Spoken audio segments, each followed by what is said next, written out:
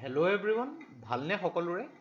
Indian polity in Assamese এই ছিৰিজটোৰ lecture number 23লৈ আপোনালোকক স্বাগতম। চ' যিহেতু আপোনালোকে জানে যে আমি চেপ্টাৰ নম্বৰ 7 ফাণ্ডামেণ্টেল ৰাইটছ এই চেপ্টাৰটোৰ আজি পাৰ্ট 8 ডিছকাছ কৰিম। চ' ইয়াৰ আগতে আমি 6টা চেপ্টাৰ কভাৰ কৰা হৈ গৈছে আৰু এই চেপ্টাৰটোৰ যিটো চেপ্টাৰ নম্বৰ 7 যিটো ইয়াৰ 1ৰ পৰা 7লৈকে ডিছকাছ কৰা হৈ গৈছে। যিমানবোৰ ভিডিঅ' ডিছকাছ কৰিছোঁ গোটেইবোৰ ভিডিঅ' প্লেলিষ্ট বনাই মই তাৰ লিংকটো ডেছক্ৰিপশ্যনত দি দিছোঁ। প্লিজ আপোনালোকে সেই ভিডিঅ'বোৰ এবাৰ ফ'ল' কৰিব যাতে আমি আগলৈ আৰু ভালকৈ গোটেইখিনি কথা বুজিব পাৰোঁ। চ' আজিৰ এই ভিডিঅ'টোত আমি আৰ্টিকল 21 আৰু ইয়াৰ লগতে প্ৰচিডিউৰ এষ্টাব্লিছ বাই ল, লগতে ডিউ প্ৰচেছ অফ ল আৰু লগতে আৰ্টিকল 21A এই বিষয়ে বিতংভাৱে আলোচনা কৰিম। চ' প্লিজ এই ভিডিঅ'টো যিমান পাৰে শ্বেয়াৰ কৰিব আৰু লগতে এই চেনেলটো ছাবস্ক্ৰাইব কৰিব যাতে এনেকুৱা ধৰণৰ অন্যান্য ইম্পৰ্টেণ্ট ভিডিঅ'জৰ নটিফিকেশ্যনো আপোনালোকে পাই থাকে। চ' আহকচোন আজি আমি article 21 of the Indian constitution ইয়াৰ বিষয়ে ভালকৈ ডিছকাছ কৰোঁ। চ' আৰ্টিকল 21 ইয়াত কোৱা হৈছে এই আৰ্টিকলটো right to life and personal liberty. So' মই যিহেতু কৈছোঁ যে যিকোনো ধৰণৰ আৰ্টিকল আপোনালোকে যেতিয়া পঢ়িব তাত থকা প্ৰত্যেকটো ৱৰ্ড ইয়াত খুব ইম্পৰ্টেণ্ট হয়, বহুত ভাবি চিন্তি ইনক্লুড কৰা হৈছিলে। চ' সেই প্ৰত্যেকটো ৱৰ্ড বুজিবলৈ চেষ্টা কৰিব।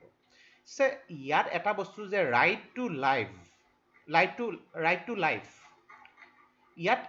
ৰাইট টু লিভ কিয় নিদিলে? কেতিয়াবা আপোনালোকে ভাবি চাইছেনে যদি আপোনালোকে কিতাপখন সন্মুখত মেলি লৈছে? আৰু পাৰ্চনেল লিবাৰ্টি, যে এজন মানুহৰ তেওঁৰ নিজৰ ৰাইট টু লাইফ আছে আৰু পাৰ্চনেল লিবাৰ্টি আছে। চ' ৰাইট টু লাইফ মানে ইয়াৰ অৰ্থটোনো একচুৱেলি কি বুজাইছে? ইয়াৰ যিটো এম্প্লিটিউড ইয়াত এইটো বহুত বেছি হয়, আমি ভবাতকৈ বেছি হয়। আৰু পাৰ্চনেল লিবাৰ্টি, তেওঁৰ এটা নিজৰ লিবাৰ্টি আছে, নিজৰ ইচ্ছামতে কৰাৰ, নিজৰ ইচ্ছামতে আগবঢ়াৰ তেওঁৰ অধিকাৰ আছে according to the procedure establish by law. মানে যি নিয়ম নীতি বনাই দিয়া হৈছে সেই নিয়ম নীতিৰ ভিতৰত থাকি তেওঁ নিজৰ ৰাইট টু লাইফ, এই ৰাইট টু লাইফ কি হয় আমি বুজি পাম। বাই দি টাইম আমি ভিডিঅ'টো শেষলৈকে চাব, বুজি পাই যাম। আৰু personal liberty, procedure establish by law. So' এই ফাণ্ডামেণ্টেল ৰাইট যিটো কোৱা হৈছে, এইটো যিটো আৰ্টিকল 21 এইটো চিটিজেনৰ লগতে ফৰেনাৰ্ছৰ কাৰণেও উপলব্ধ হয়। চ' সুপ্ৰিম কোৰ্টে ইয়াত এইটো কৈছে যে আৰ্টিকল 21 এইটো heart of the fundamental rights. এই যিটো ফাণ্ডামেণ্টেল ৰাইটটো কিয় ইমান ইম্পৰ্টেণ্ট, ইয়াৰ গোটেই কথাখিনি আপোনালোকে যেতিয়া ভিডিঅ'টো শুনিব ভালকৈ বুজি পাব। চ' অলৰেডি মই কৈ আহিছোঁ যে ডিউৰিং দ্য নেশ্যনেল ইমাৰ্জেঞ্চি সকলো ধৰণৰ ফাণ্ডামেণ্টেল ৰাইট ছাছপেণ্ড কৰিব পাৰি এক্সেপ্ট আৰ্টিকল 20 আৰু আৰ্টিকল 21। এই দুটা খুব ভালকৈ মনত ৰাখিব। আৰ্টিকল 20 আৰু আৰ্টিকল 21 ডিউৰিং নেশ্যনেল ইমাৰ্জেঞ্চি থাকি যাব, যদিও ষ্টেটে সকলো ধৰণৰ ফাণ্ডামেণ্টেল ৰাইট কাৰ্টেইল কৰি দিয়ে। এই দুটা কিন্তু থাকি যাব। অ'কে, চ' ইয়াত আৰ্টিকল 21ৰ ইমপ্লিমেণ্টেশ্যনটো আমি বুজিব লাগিব। চ' এটা বস্তু চাওক, এটা এক্সাম্পল, ছাপ'জ ইয়াত ষ্টেটে যিকোনো এটা অফিচৰ, এটা গভৰ্ণমেণ্ট অফিচে আপোনালোকৰ ওপৰত এটা আৰ্বিট্ৰেৰী একশ্যন কৰিলে, যিকোনো এটা আৰ্বিট্ৰেৰী একশ্যন কৰিলে, আৰু সেইটো কিন্তু নিয়মৰ বাহিৰত এটা এক্সিকিউটিভ একশ্যন। এনেকুৱা এক্সিকিউটিভ একশ্যনৰ ওপৰত আপোনালোকে এগেইনষ্টত আপোনালোকে হাইকোৰ্ট নাইবা সুপ্ৰিম কোৰ্টত যিটো ৰিট পেটিশ্যন ফাইল কৰি পেলাই জাষ্টিছৰ কাৰণে আবেদন কৰিব পাৰে, বিকজ সেইটো যদি আপোনালোকৰ ইনজাষ্টিছ হৈছে। কিন্তু যদি এটা নিয়ম মতে, এটা এক্ট, এটা ৰুল, এটা ল এটা বনাই থৈ দিয়া হৈছে, সেই নিয়ম মতে যদি আপোনালোকৰ ওপৰত যিটো এটা লেজিছলেটিভ একশ্যন লোৱা হৈছে, সেই নিয়মটো লাগিলে ষ্টেট গভৰ্ণমেণ্টে বনাওক বা চেণ্ট্ৰেল গভৰ্ণমেণ্টে বনোৱা এখন এক্ট হওক, তেতিয়া কি কৰিব? চ' এই ক্ষেত্ৰত দুটা কেছ আহি পৰে। এটা হৈছে AK গোপালন কেছ 1950 আৰু দ্বিতীয়টো মেনকা গান্ধী কেছ। দুটা ৰেফাৰেঞ্চ একচুৱেলি আমাৰ লক্ষ্মীকান্তৰ কিতাপত দিয়া আছে, ভেৰি ভেৰি ইম্পৰ্টেণ্ট। চ' সুপ্ৰিম কোৰ্টে এইটোত কয় যে আমাৰ ভাৰতত প্ৰচিডিউৰ এষ্টাব্লিছ বাই ল এই কনচেপ্টটো ফ'ল' হয় যিটো আৰ্টিকল 21ৰ ক্ষেত্ৰত। কিন্তু আমেৰিকাৰ কনষ্টিটিউশ্যনত ডিউ প্ৰচেছ অফ ল এই যিটো কনচেপ্টটো ফ'ল' হয়। চ' দুয়োটাৰে ইয়াৰ অৰ্থটো আমি বুজি পাব লাগিব। যে ইয়াত একচুৱেলি যিটো কোৱা হৈছে যে ভেলিডিটি অফ আৰ্টিকল 21 যিটো প্ৰেছক্ৰাইব কৰা হৈছে প্ৰচিডিউৰ এষ্টাব্লিছ বাই ল, মানে আপোনালোকৰ এগেইনষ্টত যদি কোনো লেজিছলেটিভ আৰ্বিট্ৰেৰী একশ্যন লোৱা হয়, সেই লেজিসলেটিভ একশ্যনৰ এগেইনষ্টত আপুনি কোনো ধৰণৰ জাষ্টিচ আশা নকৰিব যিটো আগতে আছিলে লাগিলে সেইটো আনৰিজনেবল হওক আনফেয়াৰ হওক বা আনজাষ্ট হওক এইটো আগৰ পলিচি মতে আগৰ যিটো নিয়ম মতে আছিল সো এইটো বুজিবৰ বাবে আমি যিটো প্ৰচিডিউৰ এষ্টাব্লিছ বাই ল এণ্ড ডিউ প্ৰচেছ অফ ল ইয়াৰ ডিফাৰেঞ্চটো বুজিব লাগিব যে প্ৰচিডিউৰ এষ্টাব্লিছ বাই ল এটা নিয়ম এটা নীতি নিয়ম কেনেকৈ বনোৱা হয় যে আমি যদি চাবলৈ যাওঁ পাৰ্লিয়ামেণ্টত প্ৰথমতে সেইখন ছাপ'জ লোকসভা নাইবা ৰাজ্যসভা যিকোনো এঠাইলৈ এখন বিল এখন গ'ল লোকসভাত যদি বিলখন গৈছে তেনেহ'লে লোকসভাৰ পৰা পাছ হ'লে ৰাজ্যসভালৈ যাব ৰাজ্যসভাৰ পৰা পাছ হ'লে প্ৰেচিডেণ্টৰ ওচৰলৈ যাব আৰু প্ৰেচিডেণ্টে যদি তাত মোহৰ লগাই দিয়ে সেইখন হৈ যাব এখন act so' procedure establish by law এই ক্ষেত্ৰত এইটো চোৱা যায় যে সেই এক্ট মতে বস্তুটো হৈছে নে নাই যে যিটো এক্ট লগোৱা হৈছে কিবা এটা বস্তুৰ ক্ষেত্ৰত সেই এক্ট মতে হৈছে নে নাই বাকী একো চোৱা নাযায় ইয়াত চ' ইয়াৰ কি হয় যিটো স্কোপ বহুত সৰু হয় এই প্ৰচেছটোত এইটো চোৱা যায় যে যিটো প্ৰচেছত কৰা হৈছে প্ৰচেছটো কাৰেক্ট হৈছে নে নাই সেইটো চোৱা যায় আৰু এই কনচেপ্টটো originated from the British constitution procedure establish by law কিন্তু ডিউ প্ৰচেছ অফ ল ইয়াৰ স্কোপটো বহুত লাৰ্জ হয় যে এটা ল বনাইতো দিয়া হ'ল কিন্তু সেই লটো বনাই দিয়াৰ লগতে সেইটো যদি এপ্লাই কৰা হৈছে সেই যদি আনজাষ্টিছ হৈছে নেকি কাৰোবাৰ ক্ষেত্ৰত কোনোবা ইণ্ডিভিজুৱেলৰ ক্ষেত্ৰত আনফেয়াৰ হৈছে নেকি সেইটো এইটো বস্তু ইয়াত নিৰীক্ষণ কৰা হয় due process of law according to law হ'লেও চ' লটো ঠিকে আছে ইয়াত নিয়মমতে হৈছে কিন্তু সেই লটো ৰিজনেবল হৈছে নে নাই জাষ্টিচেবল হৈছে নে নাই সেইটোও চোৱা যাব আৰু এই কনচেপ্টটো অৰিজিনেটেড হৈছিলে যিটো ইউনাইটেড ষ্টেটছ অফ আমেৰিকাৰ কনষ্টিটিউশ্যনৰ পৰা চ' মেইনলি প্ৰচিডিউৰ এষ্টাব্লিছ বাই লত এইটো চোৱা যায় যে লটো ঠিকে থাকে আছে নে লৰ মতে কাম হৈছে নে সেইটো চোৱা যায় কিন্তু ডিউ প্ৰচেছ অফ লত এইটো চোৱা যায় যে লটোতো হৈ গ'ল কিন্তু সেই লটোৱে কাৰোবাৰ অপকাৰ কৰিছে নেকি কাৰোবাৰ পাৰ্চনেল লিবাৰ্টি বা ৰাইট টু লাইফত এফেক্ট কৰিছে নেকি সেইটো চোৱা যায় চ' ইয়াৰ প্ৰথমটো কেছ যদি আমি বুজিবলৈ যাওঁ এ কে গোপালন ভাৰ্চেছ ষ্টেট অফ মজাজ 1950 চ' কেছটো একচুৱেলি কেনেকুৱা হৈছিলে আমি অলপ কিতাপতকৈ বেছি ডিটেইলছত ইয়াত পঢ়িবলৈ লৈছোঁ যাতে আপোনালোকৰ কনচেপ্টবোৰ ক্লিয়াৰ হয় চ' এ কে গোপালন তেওঁ একচুৱেলি এজন কমিউনিষ্ট লিডাৰ আছিলে আৰু 1947 ডিচেম্বৰৰ পৰাই on the basis of preventive detention এখেতক যিটো ডিটেনশ্যনত ৰখা হৈছিলে প্ৰিভেণ্টিভ ডিটেনশ্যন এক্ট 1950 ছেকশ্যন 3(1)ৰ মতে চ' এই ক্ষেত্ৰত তেখেতে কি কৰিলে যিটো হাবিজ কৰ্পাছ যিটো আমি পিছলৈ পাম ৰিট পেটিশ্যন ফাইল কৰিলে সুপ্ৰিম কোৰ্টত যে তেওঁৰ এই যিটো ডিটেনশ্যন কৰা হৈছে এই ক্ষেত্ৰত আৰ্টিকল 13 আৰ্টিকল 19 আৰু আৰ্টিকল 21 এইকেইটা ভায়লেট হৈছে আৰ্টিকল 13 আমি যিটো অলৰেডি পাইছোঁ যে কিবা এটা যদি এক্ট সেইটো বনোৱা হৈছে সেইটো সুপ্ৰিম কোৰ্টে আনকনষ্টিটিউশ্যনেল কৰিব পাৰে যে তেখেতৰ ক্ষেত্ৰত প্ৰিভেণ্টিভ ডিটেনশ্যন এক্ট 1950 এইটো ঠিক হোৱা নাই দেন আৰ্টিকল 19 যিটো আমি প্ৰটেকশ্যন অফ ছিক্স ৰাইট এইটো ক্ষেত্ৰত তেওঁ প্ৰিভেণ্টিভ কিয় কৰি ৰখা হৈছে আৰু আৰ্টিকল 21 যিটো ৰাইট টু লাইফ তেখেতক প্ৰিভেনশ্যনতো ৰখা হৈছে কিন্তু সেইটো একদম তেখেতক জীয়াই ৰখা হৈছে তেখেতক শুদ্ধভাৱে এজন ব্যক্তিয়ে যেনেকৈ থাকিব লাগে তেনেকৈ থাকিবলৈ পোৱা নাই চ' সেই কথাটোৰ হিচাপত এইটো কোৱা গৈছিলে যে আৰ্টিকল 22ৰ মতেও যিটো প্ৰিভেণ্টিভ ডিটেনশ্যনৰ ৰুলখিনি আছে সেইখিনিও তাত ফ'ল' কৰা হোৱা নাই এই গোটেইখিনি লৈ পেলাই তেখেতে যেতিয়া সুপ্ৰিম কোৰ্টত আবেদন কৰিলে তেতিয়া সুপ্ৰিম কোৰ্টে তেখেতৰ ৰিট পেটিশ্যনটো ডিছমিছ কৰি দিলে যে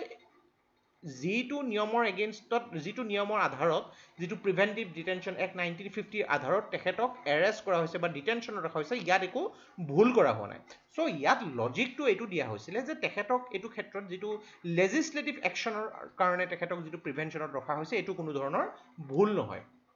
চ' ইয়াত মানে আমি অলৰেডি পালোঁ যে এ কে গোপালন কেছটোত সুপ্ৰিম কোৰ্টে তেখেতৰ আবেদনটো ৰিজেক্ট কৰি দিলে আৰু এই ক্ষেত্ৰত সুপ্ৰিম কোৰ্টে যিটো এটা বহুত নেৰ' ইণ্টাৰপ্ৰিটেশ্যন দিলে ৰিগাৰ্ডিং ৰাইট টু লাইফ যে মানুহজনটো জীয়াই আছে মানুহজনৰতো কোনো অপকাৰ নাই হোৱা লাগিলে তেওঁ নিজৰ জীয়াই থকা বস্তুটো উইথ ডিগনিটি নাই হোৱা কিন্তু মানুহজন জীয়াই আছে ইয়াত সেইটোৱে বুজা গৈছিলে যে মানুহজন জাষ্ট জীয়াই আছে এজন মানুহ হিচাপে যেনেকৈ জীয়াই থাকিব লাগে তেনেকৈ থকা নাই আৰু এই কথাটো সুপ্ৰিম কোৰ্টে সেই সময়ত ভাবিও চোৱা নাছিলে চ' এই ক্ষেত্ৰত পাৰ্চনেল লিবাৰ্টি বা বস্তুটো মানুহজনৰ মাজতে সীমাবদ্ধ আছিলে মানুহজনক কি হিচাপত ৰখা হৈছে সেইটো কিন্তু সুপ্ৰিম কোৰ্টে চকু দিয়া নাছিলে কিন্তু এই যিটো সুপ্ৰিম কোৰ্টৰ জাজমেণ্ট এইটো নিজে তেওঁলোকে উঠাই ল'বলৈ বাধ্য হয় যিটো মেনকা গান্ধীৰ কেছটোত so' Maneka Gandhi versus union of India 1978ৰ যিটো কেছ এই কেছটো যদি আপোনালোকে চাবলৈ যায় যে এই ক্ষেত্ৰত কি হৈছিলে যে ডিউৰিং 1975 যেতিয়া ইমাৰ্জেঞ্চি একচুৱেলি ইছ্যু কৰি দিয়া হৈছিলে সেইখিনি সময়ত মেনকা গান্ধীৰ যিটো পাছপৰ্ট ইছ্যু কৰা হৈছিলে according to the passport act of 1967 so কি হ'ল 1977 ৰিজিয়নেল পাছপোৰ্ট অফিচে তেওঁক অৰ্ডাৰ দিলে যে তেখেতে তেওঁৰ পাছপোৰ্টটো সাৰেণ্ডাৰ কৰিব লাগে আৰু তেতিয়া তেখেতে কি কৰিলে পাছপোৰ্ট অফিচাৰ যিজন আছিলে তেওঁলৈ এখন লেটাৰ লিখিলে আৰু সুধিলে যে মই মোৰ পাছপোৰ্টখন কিয় ছাবমিট কৰিব লাগে তেতিয়া পাছপোৰ্ট অফিচাৰৰ পৰা এটা ৰিপ্লাই আহিলে যে আপুনি পাছপোৰ্টখন এইটো কাৰণে ছাবমিট কৰিব লাগিব যে মিনিষ্ট্ৰী অফ এক্সটাৰ্নেল এফেয়াৰ্ছে বিচাৰিছে আৰু তেওঁলোকে কোনো ৰিপ্লাই ইয়াত দিয়া নাই সো পেটিশ্যনাৰ মানে ইয়াত মেনকা গান্ধীয়ে এখেতে কি কৰিলে সুপ্ৰিম কোৰ্টৰ ওচৰলৈ গ'ল ৰিট পেটিশ্যনৰ কথা বিচাৰি পেলাই যে পাৰ্চনেল লিবাৰ্টি এওঁৰ যিটো গ্যাৰাণ্টিড আছিলে সেই একৰ্ডিং টু আৰ্টিকল 21 এইটো ভায়োলেট হৈছে আৰু সেই সময়ত আপুনি বিশ্বাস নকৰিব 7 জাজ অফ মানে সুপ্ৰিম কোৰ্টৰ এইখন আবেদনৰ কাৰণে পঢ়িছিলে আৰু বহুত চৰ্টা কৰি পেলাই এইটো গম পোৱা গ'ল যে 1950 যিটো AK গোপালন কেছটোৰ জাজমেণ্ট দিয়া হৈছিলে সেই জাজমেণ্টটো সেইটো ভুল আছিলে আৰু সেইটো এটা নতুন মাত্ৰা প্ৰদান কৰে ৰাইট টু লাইফ যে আমাৰ যিটো প্ৰিএম্বলত লিখা আছে যে to make India as a welfare state সেই কথাটো সুপ্ৰিম কোৰ্টে বুজি পায় আৰু নিজৰ যিটো AK গোপালন কেছৰ যিটো ভুল আছিলে সেইটো মানি লয় আৰু ইয়াৰ পিছতে কি হৈ যায় আৰ্টিকল 21 যিটো ৰাইট টু লাইফ সেই ৰাইট টু লাইফৰ যিটো ইণ্টাৰপ্ৰিটেশ্যনটো আৰু ৱাইড হৈ যায় সো সুপ্ৰিম কোৰ্টে ইয়াত যিটো কয় যে ৰাইট টু লাইফ এজন মানুহে তেওঁৰ ডিগনিটি হিচাপত জীয়াই থাকিব লাগিব যে যিটো কাৰণে মানুহজনৰ একচুৱেলি ৰাইট যিটো লাইফটো মিনিংফুল হওক কমপ্লিট হওক আৰু ৱৰ্থ লিভিং হওক এইটো বস্তু থাকিব লাগিব আৰু তেওঁ পাৰ্চনেল লিবাৰ্টিৰ ভিতৰত থাকিব লাগিব বিকজ এইটো ক্ষেত্ৰত মেনকা গান্ধীয়ে কোনো ভুল কৰা নাছিলে চ' এইটো সুপ্ৰিম কোৰ্টে অৰ্ডাৰ দিলে যে এই ক্ষেত্ৰত এটা লেজিছলেটিভ অৰ্ডাৰ এপ্লাই কৰাৰ লগতে এইটো চাব লাগিব যে সেই লটো ৰিজনেবল হয় নে নহয় ফেয়াৰ হয় নে নহয় আৰু জাষ্টিচেবল হয় নে নহয় চ' ইন এন ৱৰ্ড আমি এইটো ক'ব পাৰোঁ যে সুপ্ৰিম কোৰ্টে এই ক্ষেত্ৰত যিটো American expression due process of law এইটো বস্তু ইমপ্লিমেণ্ট কৰিছিলে গতিকে এইটো ক্ষেত্ৰত সুপ্ৰিম কোৰ্টে এইটো কয় যে আগতে যিটো কৈছিলে যে আৰ্বিট্ৰেৰী এক্সিকিউটিভ একশ্যনৰ পৰাতো বচাব পাৰিব কিন্তু লেজিছলেটিভ একশ্যনৰ পৰা বচাব নোৱাৰিব নেক্সট যেতিয়া মেনকা গান্ধীৰ কেছ 1971 এইটো সুপ্ৰিম কোৰ্টে মানি ল'বলৈ বাধ্য হয় যেতিয়া আৰ্বিট্ৰেৰী এক্সিকিউটিভ একশ্যন হওক বা লেজিছলেটিভ একশ্যন হওক যিকোনো একশ্যনৰ এগেইনষ্টত যদি এজন মানুহৰ পাৰ্চনেল লিবাৰ্টি বা ৰাইট টু লাইফ এই দুটা ভায়োলেট হয় সুপ্ৰিম কোৰ্টে দুয়োটাৰ কাৰণে প্ৰটেকশ্যন দিব ত' এই কথাটো খুব ধুনীয়াকৈ ইয়াত বুজাই দিয়ে যে মেইন কথাটো হৈছে যে এজন মানুহ অকল জীয়াই থকাটোৱে ডাঙৰ কথা নহয় তেওঁ এনিমেল এক্সিষ্টেঞ্চ মানে জন্তুৰ নিচিনাকৈ জীয়াই থাকিলে নহ'ব তেওঁক ৰাইট টু লাইফ তেওঁৰ ডিগনিটি তেওঁৰ যিটো মিনিং লাইফৰ সেইটো হিচাপত থাকিব লাগিব এজন মানুহ ছাপ'জ ডিটেনশ্যনত ৰখা হৈছে এনেকুৱা নহয় যে তেওঁক খুব অত্যাচাৰ কৰি পেলাই একদম জন্তুৰ নিচিনাকৈ এটা অৱস্থাত ৰখা হৈছে সেইটো নহ'ব সেইটো ক্ষেত্ৰত ৰাইট টু লাইফ আৰু ডিগনিটি যিটো পাৰ্চনেল লিবাৰ্টি এইটো ভংগ হ'ব তেওঁক তেনেধৰণে ৰাখিব নোৱাৰে চ' পাৰ্চনেল লিবাৰ্টি আৰু ৰাইট টু লাইফৰ স্ক'পটো আৰু বাঢ়ি যায় ইয়াত বহুত ডাঙৰ হৈ যায় আৰু সুপ্ৰিম কোৰ্টে ইয়াৰ যেতিয়া জাজমেণ্টখিনি দিয়ে গোটেইখিনি কথা মেনকা গান্ধীৰ এটা হিষ্টৰিক জাজমেণ্ট বুলি আমি ক'ব পাৰোঁ এইটো ক্ষেত্ৰত আৰু যদি ইয়াত আপোনালোকে কিতাপখন যদি সন্মুখত মেলি লৈছে কেইবাটাও ৰাইটৰ কথা কিতাপখনত লিখা আছে মোৰ দেন 34 ৰাইটছৰ কথা লিখা আছে একচুৱেলি এই ৰাইটবিলাক সেইবিলাকে ৰাইট বেলেগ বেলেগ ধৰণৰ কেছৰ জাজমেণ্টৰ ফলত যিবিলাক একচুৱেলি ইয়াৰ জাজমেণ্ট আহিছিলে তাৰে জাজমেণ্টবিলাক বেচিছৰ ওপৰত এই ৰাইটবিলাক কোৱা হৈছে যে right to live with human dignity এজন মানুহৰ নিচিনাকৈ এজন মানুহৰ জীয়াই থকাৰ অধিকাৰ আছে right to decent environment including pollution free water and air তাৰমানে এজন মানুহে ছাপ'জ এতিয়া আপুনি এঠাইত আছে আৰু সেই জেগাতে বোলে গভৰ্ণমেণ্টে কিছুমান ডাঙৰ ডাঙৰ ইণ্ডাষ্ট্ৰি খাৰা কৰি দিছে যিটো কাৰণে সেই এৰিয়াৰ গোটেই পানী আৰু গোটেই এয়াৰটো পলিউটেড হৈছে আপোনালোকে থাকিব পৰা নাই বেমাৰ হৈ গৈছে এই কেছৰ এগেইনষ্টত যদি আপোনালোকে যদি সুপ্ৰিম কোৰ্ট নাইবা হাই কোৰ্টত যদি আবেদন কৰে তেতিয়া গোটেই বস্তুবোৰ চালি জাৰি চাই পেলাই এই কোম্পানীকেইটা বন্ধও কৰাই দিব পাৰে ইমান পাৱাৰফুল ৰাইট টু যিটো লাইফ আৰু personal liberty then right to livelihood right to privacy right to shelter right to health বহুত ধৰণৰ আপোনালোকে চাব পাব ইয়াত মানে ৰাইট টু ফুড বহুত ধৰণৰ আপোনালোকে লিষ্টখন যদি মেলি চাই ইয়াত গোটেই কথাবিলাক লিখা আছে ৰাইট টু শ্লিপ এজন মানুহে ছাপ'জ এটা বস্তু যে এজন মানুহে আপুনিয়ে গোটেই দিনটো পৰিশ্ৰম কৰি পেলাই আহিছে ঘৰলৈ আহি আপুনি ৰেষ্ট ল'বলৈ বিচাৰিছে তেনেকুৱাতে বোলে ওচৰত বিৰাট ডাঙৰ ডাঙৰকৈ বোলে মিউজিক বজাই আছে ঠিকে আছে আপুনি ইয়াত থাকিব পাৰিছে আপুনি কোনেও আপোনাক মানে এই ঘৰটোৰ ভিতৰত ডিষ্টাৰ্ব দিয়া নাই কিন্তু আপোনাৰ টোপনিও যোৱা নাই এই ক্ষেত্ৰত চ' আপুনি এই ক্ষেত্ৰত আবেদন কৰিব পাৰে যে আপোনাৰ টোপনি যোৱা নাই গতিকে আপুনি এনিমেল এক্সিষ্টেঞ্চ নহয় নিজৰ জীৱনটো আপুনি নিজৰ হিচাপত জীয়াই থকাৰ অধিকাৰ আছে গতিকে ৰাইট টু লাইফৰ এম্প্লিটিউডটো বহুত বাঢ়ি যায় ইয়াৰ পিছত অ'কে চ' আৰ্টিকল 21ত এইখিনি কথা মেনশ্যন আছে বহুত ইম্পৰ্টেণ্ট হয় আৰ্টিকল 21 বহুত ধৰণে আপোনালোকক ইয়াৰ ওপৰত প্ৰশ্ন সুধিব পাৰে আৰু এইটো এনেকুৱা এটা আৰ্টিকল যিটো বিষয়ে আমি সকলোৱে জানিব লাগে নেক্সট আমি ডিছকাছ কৰিম আৰ্টিকল 21 যিটো ৰাইট টু এডুকেশ্যন এই কথাটো বুজা যায় চ' ৰাইট টু এডুকেশ্যনত যিটো কয় যে ষ্টেটে 6 বছৰৰ পৰা আৰম্ভ কৰি পেলাই 14 বছৰলৈকে যিকোনো শিশুৰ যিটো primary and compulsory and free education provide কৰিব অ'কে চ' ইয়াত ষ্টেটে এটা কথা ক্লিয়াৰ কৰি দিছে যে ইয়াত অকল এলিমেণ্টাৰী এডুকেশ্যনহে প্ৰভাইড কৰিব যিটো এটা ফাণ্ডামেণ্টেল ৰাইট হয় হায়াৰ বা প্ৰফেশ্যনেল এডুকেশ্যনৰ কথা কোৱা নাই তাৰমানে 6 বছৰৰ পৰা আৰম্ভ কৰি পেলাই 14 বছৰলৈকে এটা শিশুৰ যিটো এলিমেণ্টাৰী এডুকেশ্যনৰ কথাটো কোৱা হৈছে আৰু এই কনচেপ্টটো একচুৱেলি যিটো এড কৰা হৈছিলে 86 কনষ্টিটিউশ্যনেল এমেণ্ডমেণ্ট এক্ট অফ 2002ৰ আধাৰত এড কৰা হৈছিলে চ' আমি যদি আগতে চাবলৈ যাওঁ যে এইটো যদি ৰাইট টু এডুকেশ্যনৰ ক্ষেত্ৰত যিটো হয় DPSP যিটো directive principle of state policy part 4 of the কনষ্টিটিউশ্যনৰ ইয়াৰ যিটো হয় আৰ্টিকল 45তো DPSPৰ আধাৰত ৰাইট টু এডুকেশ্যনৰ কথা লিখা আছে যে এজন শিশুৱে 6 বছৰৰ পৰা আৰম্ভ কৰি 14 বছৰলৈকে যিটো এলিমেণ্টাৰী এডুকেশ্যন পাব লাগে কিন্তু সেইটো DPSPত আছিলে সেইটো নন জাষ্টিচিয়েবল যদি ষ্টেটে নিদিয়েও এই ক্ষেত্ৰত তেওঁ কোনো আবেদন কৰিব নোৱাৰে কিন্তু পিছত কি কৰা হ'ল 86 কনষ্টিটিউশ্যনেল এমেণ্ডমেণ্ট এক্ট 2002ৰ আধাৰত এইটো যিটো হ'ল এইটো চেঞ্জ কৰা হ'ল আৰু সেইটো মানে এটা ফাণ্ডামেণ্টেল ৰাইট হৈ গ'ল আৰু লগতে এটা ফাণ্ডামেণ্টেল ডিউটি ইনক্লুড কৰা হ'ল আৰ্টিকল 51A চ' আৰ্টিকল 51A কি কয় যে যিকোনো মাক বাপেকৰ এইটো এটা কৰ্তব্য হয় যে তেওঁলোকে নিজৰ সন্তান বা ওচৰতে থকা যিকোনো আছে শিশু তেওঁলোকৰ 6 ইয়াৰ্ছৰ পৰা যদি 14 বছৰ আছে তেওঁলোকক ফ্ৰী এলিমেণ্টাৰী এডুকেশ্যন প্ৰভাইড কৰিব লাগে এই কথাটো এজ এ ফাণ্ডামেণ্টেল ডিউটি হিচাপে আৰ্টিকল 51A মেনশ্যন কৰা হৈছিলে চ' আমি একচুৱেলি যেতিয়া ফাণ্ডামেণ্টেল ডিউটিজ পঢ়িম ইয়াত মেইন আমি গম পাম কি ফাণ্ডামেণ্টেল ডিউটি আছে গোটেইখিনি কথা পঢ়িবলৈ পাম চ' এইখিনি এটা বৰ ধুনীয়া ইণ্টাৰেষ্টিং কথা আছে আপুনি যদি কিতাপখন মেলি চায় মানে 1992ত কি হৈছিলে সেই সময়ত বেলেগ বেলেগ পলিটিকেল পাৰ্টিবিলাকে নিজৰ যিটো কয় যে ইলেকশ্যন পাৰ্পজত মানে এইটো এটা নিয়ম বনাই দিছিলে যে অকল 6 ইয়াৰ্ছৰ পৰা আৰম্ভ কৰি 14 ইয়াৰ্ছলৈকে নহয় যিকোনো ধৰণৰ এডুকেশ্যন লাগিলে সেইটো ইঞ্জিনিয়াৰিং হওক মেডিকেল হওক যিকোনো ধৰণৰ এডুকেশ্যনৰ কাৰণে free and compulsory free education যিটো হয় সেইটো প্ৰভাইড কৰি দিম এইটো বস্তু কোৱা হৈছিলে বাট ইয়াৰ কিছুমান একচুৱেলি ইমপ্লিকেশ্যনছো পৰে যে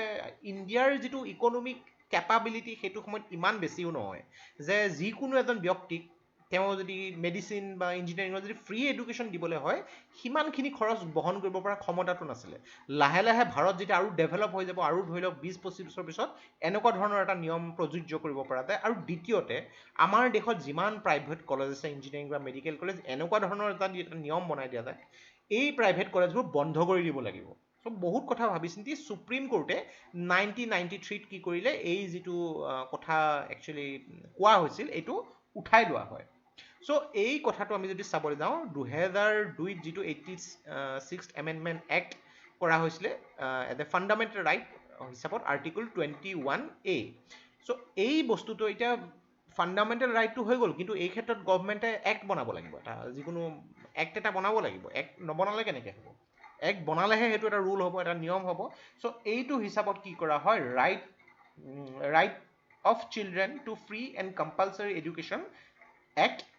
2009 যিটো শ্বৰ্ট ফৰ্মত right to education act 2009 implement কৰে চ' এই ক্ষেত্ৰত কোৱা হৈছিলে যে প্ৰত্যেকজন শিশুক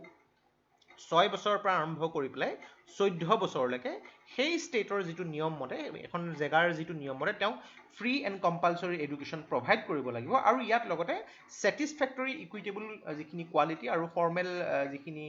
নৰ্মছ আছে যে স্কুলৰ যিটো অভাৰঅল এনভাইৰনমেণ্টটো ঠিক থাকিব লাগিব ইলেক্ট্ৰিচিটি ঠিক থাকিব লাগিব হেল্থ এণ্ড হাইজিনৰ ওপৰত গুৰুত্ব দিয়া হ'ব এইখিনি গোটেই মানি পেলাই এজন শিশুক 6 বছৰৰ পৰা আৰম্ভ কৰি পেলাই 14 বছৰলৈকে ফ্ৰী এণ্ড কম্পালচৰী এডুকেশ্যন ইয়াত দিয়া হ'ব চ' মেইনলি ইয়াৰ দ্বাৰা এইটো কৰা হৈছে যে যিকোনো ধৰণৰ বিলিফ যিখিনি আছে ইকুৱেলিটি লাগিলে ছ'চিয়েল জাষ্টিছ হওক বা ডেমক্ৰেচি এই ক্ষেত্ৰত হিউমেন ছ'চাইটিৰ আগুৱাই নিবৰ বাবে এলিমেণ্টাৰী এডুকেশ্যন কিমান ইম্পৰ্টেণ্ট হয় আৰু 1947ত যেতিয়া আমাৰ দেশ স্বাধীন হৈছিলে তাৰ পিছত সেইখিনি সময়ত দেশৰ যিটো ইকনমিক অৱস্থা সিমান ঠিক নাছিলে লাহে লাহে দেশ যেতিয়া আগুৱাই যাবলৈ ধৰিলে সেইখিনি সময়ত DPSPৰ পৰা যিটো এটা নন জাষ্টিচিয়েবল কেৰেক্টাৰ এটা নিয়ম আছিলে সেইটো ফাণ্ডামেণ্টেল ৰাইটত ইনক্লুড কৰা হ'ল যে আমাৰ দেশখন এতিয়া সিমানখিনি কেপেবল হয় যে 6 বছৰৰ পৰা আৰম্ভ কৰি 14 বছৰলৈকে যিকোনো এটা শিশুক ফ্ৰী এণ্ড কম্পালচৰি যিটো এডুকেশ্যন প্ৰভাইড কৰিব পাৰে আৰু ভৱিষ্যতে যদি আৰু ওপৰলৈ যদি গুচি যায় ইয়াতকৈ বেটাৰ ফেচিলিটি আমি ফাণ্ডামেণ্টেল ৰাইট হিচাপে পাম আৰু যিটোৱে আমাৰ দেশৰ যিবিলাক চিটিজেন আছে তেওঁলোকক আগবাঢ়ি যাবলৈ বহুত সহায় কৰিব সো ইয়াৰ লগতে আমি আৰ্টিকল 21 আৰু আৰ্টিকল 21A দুইটা খুব বিতংভাৱে আমি ডিছকাছ কৰিলোঁ যে মেইন উদ্দেশ্য ইয়াত চাওক যে পৰীক্ষাত আপোনাক কেতিয়াও এইটো এক্সপেক্ট নকৰিব যে আৰ্টিকল 21টো কি আছিলে 21A কি আছিলে আপোনালোকক টিক মাৰ্ক দিবলৈ দিব তেনেকুৱা ধৰণৰ আশাও নকৰিব বহুত কনচেপচুৱেল প্ৰশ্ন আপোনালোকক পৰীক্ষাত সুধিব পৰা যাব